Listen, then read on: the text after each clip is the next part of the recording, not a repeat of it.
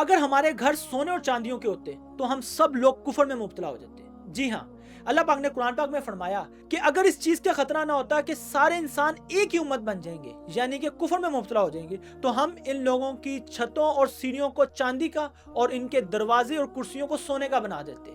لیکن یہ سب زندگی کا لطف ہے، اور آخرت تو تقوی والے لوگوں کے لیے ہے۔ یعنی کہ اگر اللہ پاک ہم سب انسانوں کو دنیاوی اتنے اسباب دیتا کہ ہم سب لوگوں کے گھر سونے اور چاندی کے ہوتے، تو ہم لوگ سب کفر میں مبتلا ہو جاتے۔ وہ کس طریقے سے کہ اگر ہمارے پاس اتنے زیادہ اسباب ہوتے کہ پھر تو کوئی انسان ہوتا ہی نہ جو اللہ کو یاد کرتا۔ ہمیں جب تکلیف اور رنج ہوتا ہے تب ہم اللہ کو یاد کرتے ہیں، ہمیں کوئی مشکل پڑتی ہے تب ہم اللہ کو یاد کرتے ہیں۔ اگر ہماری زندگی کو اتنا آسان کر دیا جاتا ہے، بہت سے لوگ جو ایتھیسٹ لوگ ہوتے ہیں وہ کہتے ہیں کہ یار اگر خدا ہے تو اس دنیا کے اندر اتنی ناانصافی کیوں ہے، کوئی اتنا امیر کیوں ہے، کوئی اتنا غریب کیوں ہے، پھر کوئی اتنا امیر ایک دم غریب کیوں ہو جاتا ہے اور اتنا غریب ایک دم امیر کیوں ہو جاتا ہے۔ یہی تو امتحان ہے۔ آج بھی ہم دیکھتے ہیں کہ ذرا سے چند پیسے آتے نہیں ہیں، کچھ دنیاوی اسباب ملتا نہیں ہے تو اللہ کے منکر پیدا ہونے شروع ہو جاتے ہیں۔ لوگ کہنا شروع کرتے ہیں کہ یار پتہ نہیں قیامت ہے بھی کہ نہیں ہے، ہم مریں گے تو پتہ نہیں ہم دوبارہ جی اٹھیں گے بھی یا نہیں اٹھیں گے۔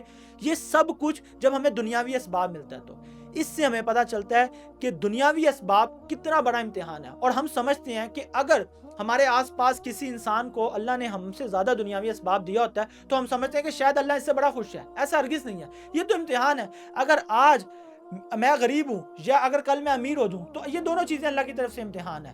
اللہ دے کر بھی آزماتا ہے، اللہ لے کر بھی آزماتا ہے۔ اس سے نہیں پتہ چلتا کہ دنیاوی مال اگر کسی کے پاس زیادہ ہے اللہ اس سے خوش ہے۔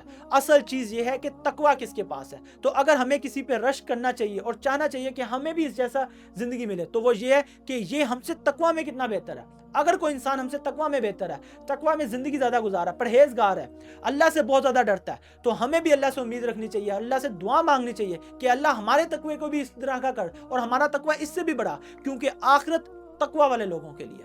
تو اپنے تقوی کو بہتر کریں، اور تقوی کو بہتر کرنے کے لیے آپ کو اس قرآن کو سمجھ کے پڑھنا شروع کرنا پڑے گا۔ جب آپ اس قرآن کو سمجھ کے پڑھیں گے تبھی آپ کے دل میں اللہ کا ڈر پیدا ہوگا، اور پھر آپ اپنی آخرت کی تیاری شروع کریں گے۔ تو اسی وجہ سے اپنے زندگی کے اندر تقوی لے کر آئیں اور قرآن کو سمجھ کے پڑھنا شروع کریں۔ جزاک اللہ خیر۔